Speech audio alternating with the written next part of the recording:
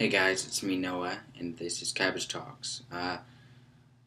This is episode 2 of Hey Arnold in um, my Hey Arnold series talk slash review slash just discussion, and hopefully I can get a discussion with you guys.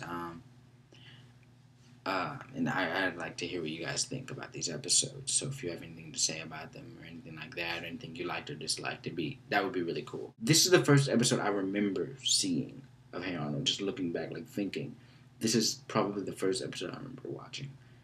And that means a lot, because your first impressions of something, they set the tone for what you're gonna. I mean, that's your first impressions. This episode set the tone for the entire show. The first part, I was unsure. The second part, it affected me. Like, it blew me away. Even as a kid, I was like, wow.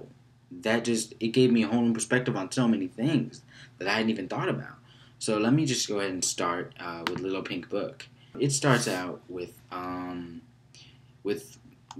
Helga. She's daydreaming about Arnold. She's fantasizing about him during class, and they all get on the bus to go home, and she cuts a piece of his hair off, puts it in a Little Pink Book where she writes, all these poems and all these things about Arnold. Well, on her way off the bus, it falls. As she's putting it in her bag, it falls and it lands on top of Gerald's books. Gerald ends up taking it. They get off the bus and Gerald reads it and he's like, "Whoa, somebody loves you, Arnold." So they're all laughing at it, and it's so funny because the whole, people just instinctively come over like Mr. Green drops what he's doing. He comes out of his shop. The mailman, he's just laughing. I mean, people on the bridge. I guess they were kind of exaggerating, but I found that hilarious. Then Helga realizes that holy crap, I left it on the bus. She realizes that Arnold has it, and she goes to his house. Meanwhile, they're kind of checking it out and examining it like it's evidence, kind of examining it like they're detectives, kind of, and they try to get Abner to sniff the book, and lead them somewhere. While and at the same time, Helga sneaks in to Arnold's house. This is one of the very few times that Helga actually goes into the boarding house at all. She doesn't go in there often, but here she does. She's in his room. They come back. Abner didn't find anything. Helga goes into Arnold's closet to hide, and she ends up staying there all night. Next morning, she's groggy and exhausted, and she ends up as he's about to read the last page, which has her name on it, she takes it, rips it, and turns it into a spitball, throws it at his head. And the last shot of this episode, Stinky in the garbage can, he's like, "Help me, help me." Oh, I thought that was hilarious.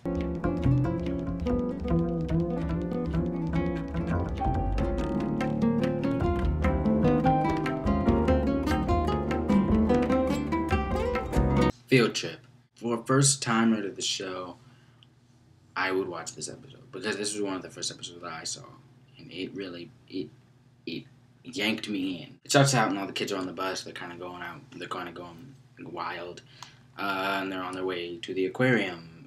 Then Lockjaw gets brought up, and they never specify what kind of animal he is or what he is, but they're talking about how he ate a kid and he spit out his bones and all these things, and how he can take out a giant squid and all this stuff. So they get into the aquarium, and Arnold really wants to see Lockjaw, and they finally do. They're disappointed because Lockjaw is just a big, old sea turtle, and they're disappointed. So they scream at him and they throw stuff at him, and Arnold's pretty fed up with that. So he walks under to where the underwater section of Lockjaw's habitat is, and he touches the glass, and they kind of do the hand thing. And the first thing that came to mind was Tarzan, and how symbolic that was. It's usually to symbolize, kind of we're all the same, or we're the same, or it's to symbolize a connection. and I really like that. So Arnold goes home, and this is the first time we get to see his room, and a lot of the stuff that's his room is decked out. You've got the stereo system, the lights, the big window skylight thing. You've got the couch that goes out. Oh man, I wanted this room when I was. I still want this room. I'm not talking about. This room was awesome. Anyway, he lays on his bed and he's contemplating all this stuff. He's like thinking about Lockjaw. He can't get Lockjaw out of his head. He sees him in the patterns of stuff. I mean, he's seeing him in the sky. I mean, he's just like, he can't stop thinking about Lockjaw. His grandma comes in, and they start talking. And this is something I didn't realize until when I watched this today. Is that the grandma was like projecting her own feelings towards this situation. Arnold was saying like, oh yeah, he's an old turtle. And he's like, yeah, and he's old. He's like, yeah, and they graffitied his back, and he's old, and all this stuff. And the kids were throwing things at him, and he's old too. And she was like projecting her own feelings about what people think of old people, what she thought the people thought. And it's hilarious, but I did not ever catch that until today when I watched this. So, your perception of episodes when you're a kid and your perception of them later is oftentimes a lot different. That happens to me a lot with Rugrats. Watching episodes now, I'm like, what? They end up driving out to the aquarium. So they get in there and they watch Lockjaw's shell. They wheel him through the aquarium on a skateboard, and they drive him all the way to the bay or river. And I just want to say that shot of Lockjaw in the back of the seat and them in the front, that's what this show's about.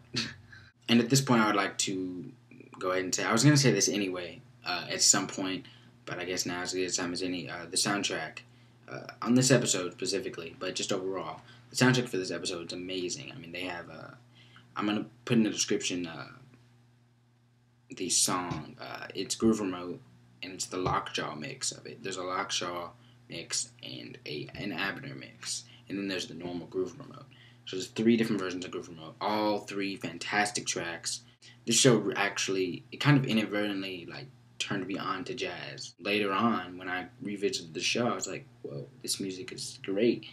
And, now I listen to all sorts of jazz and all that, but this show was kind of my first taste of jazz and stuff like that. So anyway, Jim Lang, amazing.